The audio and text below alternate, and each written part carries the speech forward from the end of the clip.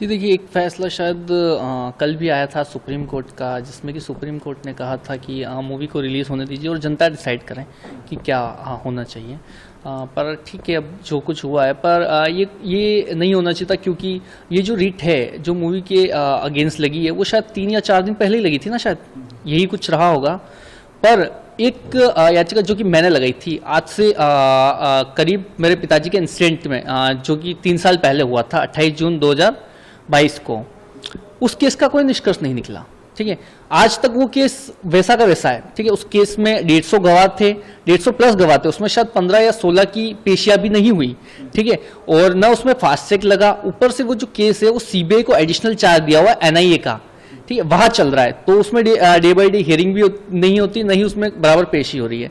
ठीक है, और वही 3 साल से किसी केस में अपराधियों को सजा नहीं मिली, वीडियो सबूत वगैरह सब कुछ होने के बावजूद।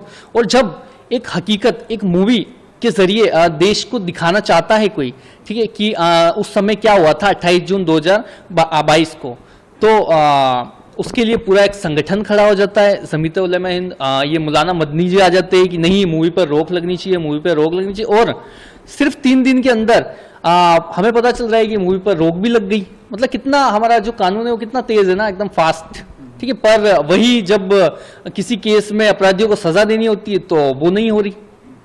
बहुत मतलब गंभीरता से सोचने वाली बात है। सुप्रीम कोर्ट जा रहे हैं, अमित जी ने बोला है, तो आप क्या उम्मीद करते हैं? जी बिल्कुल, अब हाई कोर्ट में जिस तरीके से लिया है कि इसको, और जो प्रोड्यूसर सर है उन्होंने बोला है कि इसको सुप्रीम कोर्ट में भी ले जाएंगे और देखते हैं क्या होगा आगे।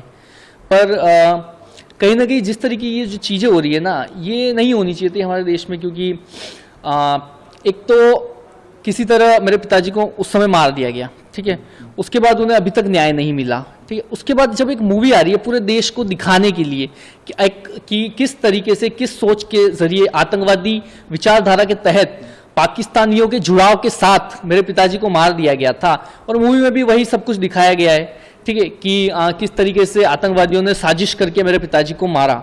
ठीक, पर इसी के अगेंस्ट पूरा एक संगठन खड़ा हो जाता है। पता नहीं उनको क्या दिक्कत है, क्या सहानुभूति है आतंकवादियों से।